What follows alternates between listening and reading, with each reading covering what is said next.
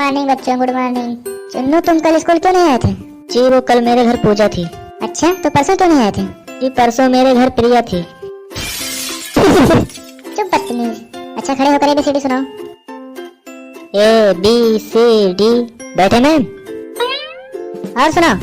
और सब बढ़िया है मैम, आप सुनाओ। अरे गधे, तुम्हारा हाल नहीं पूछ रही हूँ, ABCD सुनाने को कह रही हूँ। मैम पूरा नहीं याद है।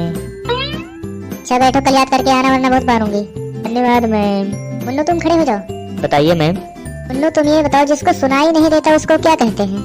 अरे मैम कुछ भी कह दो, साले को कौन सा उसे सुनाई देता है। हे भगवान।